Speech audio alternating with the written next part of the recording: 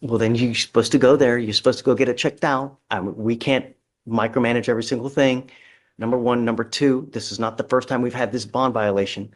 We've had it before and it continues to happen. I can't just let it go, man. I mean, I have to show you that we mean business. If I let you go now, then I'm enabling this behavior and I'm in effect telling you it's okay when it's not okay. You're skipping tests. It's a second offense. It's time. Anna Edie for Ms. Torrance. We have reset this thing at least 4 different times, I would imagine, because of this bond violation. One, I guess, evidentiary reason for Ms. Edie to get evidence.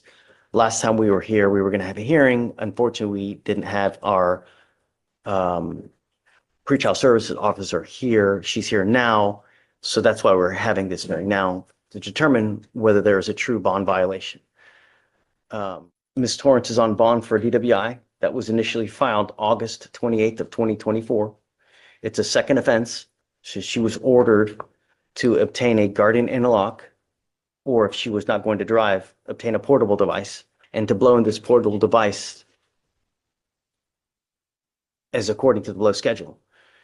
Our first bond violation report was filed October 8th of 2024.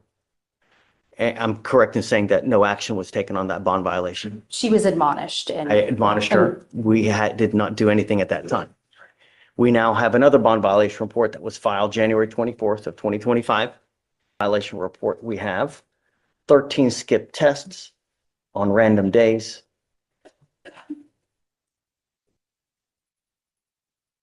And then I think that there were other issues as well, but I guess for me, the main concern would be that she's not testing when she's supposed to. The floor is yours. Here the defense argues for leniency, stressing Mr. Duffany's small quantity drug charge and community ties. But the judge focuses on his failure to test, missed instructions, and a lab result showing multiple substances. This moment underscores a central courtroom tension.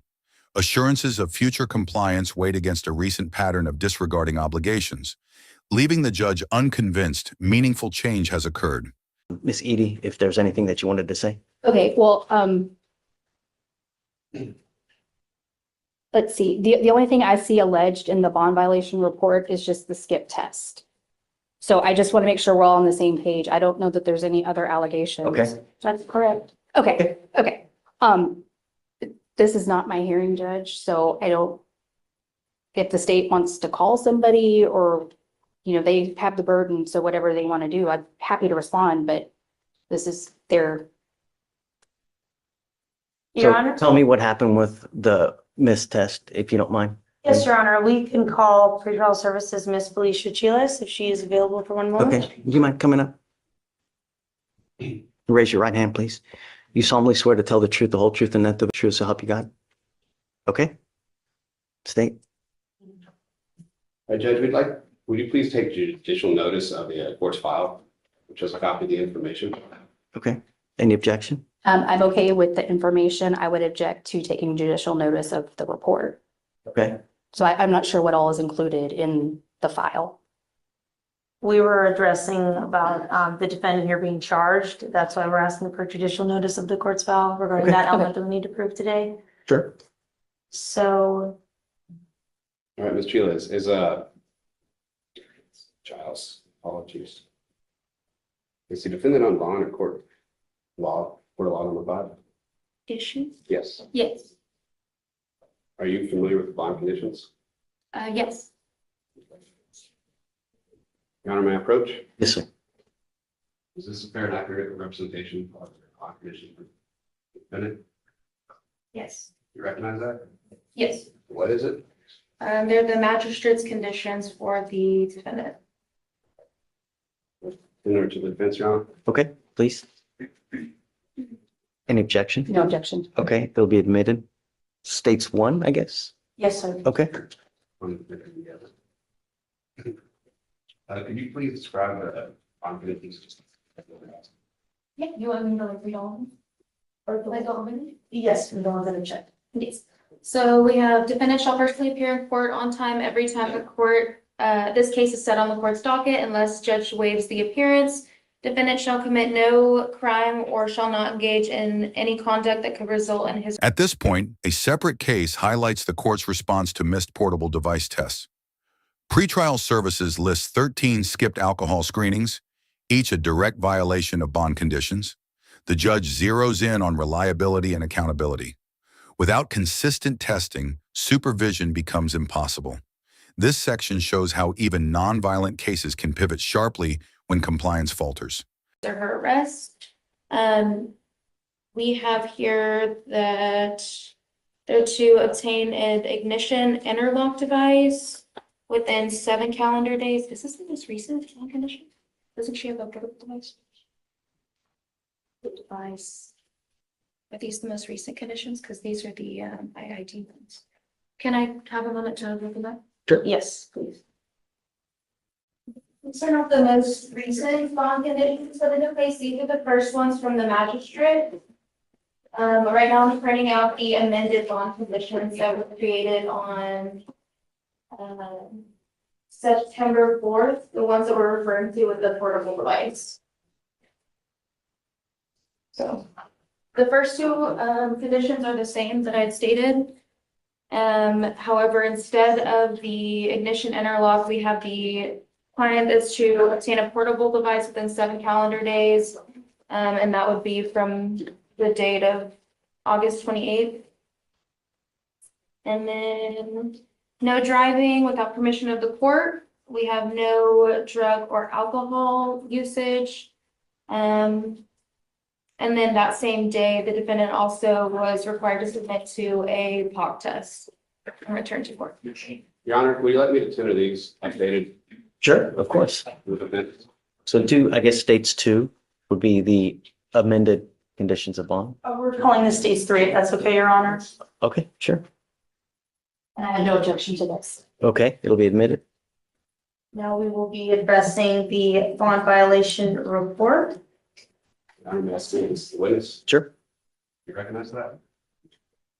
Yes, Is that called?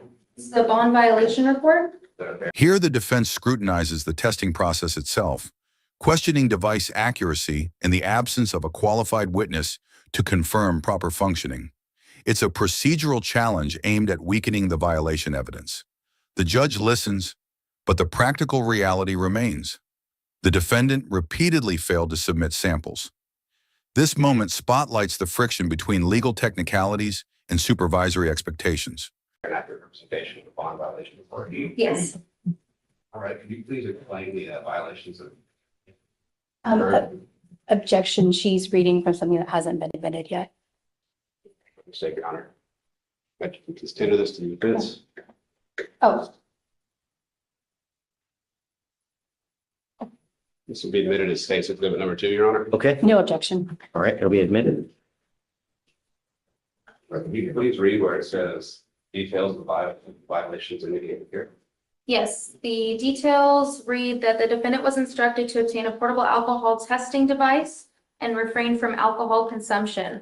From December 9th to January 14th, the defendant has generated 13 skip tests. Pretrial is unable to properly supervise the defendant if the defendant is failing to provide samples during the scheduled timeframes. Wasn't it a condition of bond to complete those portable tests? Yes, And how many again were not completed or were missed? 13. And what were the dates? Between the dates of December 9th and January 14th. Thank you. Any further questions for the witness? No, Your Honor. Okay,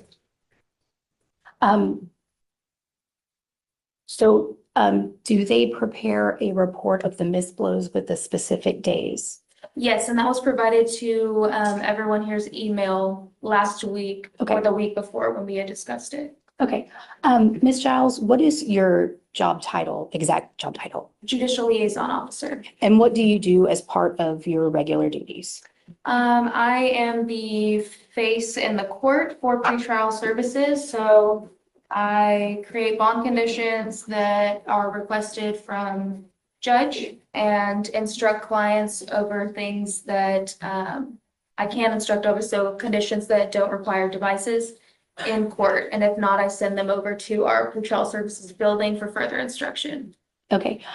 Do you know how the portable device works? I'm very partially familiar, but not thoroughly, no. Okay. Do you know how the software in the device works? No, And do you have any idea how those work together? no. So when you get a report, you have no way of verifying whether that information is accurate.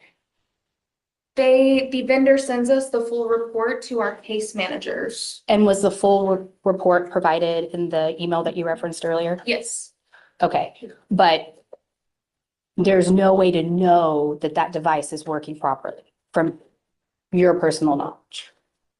for me to validate if it's working Mhm. correctly, me personally, no, but our case managers do verify it. Okay, I don't have any further questions for this witness, Judge. Okay.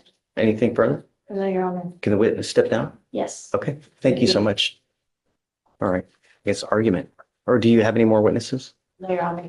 You have any witnesses? I do not. Okay, argument. So, Your Honor, this case is pretty clear. It's a simple bond violation. The defendant here was in fact charged. We ask you to take judicial notice of that fact. And we have proven such, and that this defendant is on bond in County Court at Law number 5. And we just discussed the bond conditions that were pretty standard. And the violations here very clear that there were 13 missed portable tests.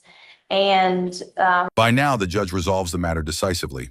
He rejects further delays, notes prior warnings, and stresses that continued noncompliance cannot be normalized. The skipped tests represent a repeated pattern, not a one-off glitch. With that, he revokes bond, emphasizing both accountability and the court's duty to enforce the integrity of its orders. our pretrial services was able to confirm that, and we would ask that you would revoke the bond in this case.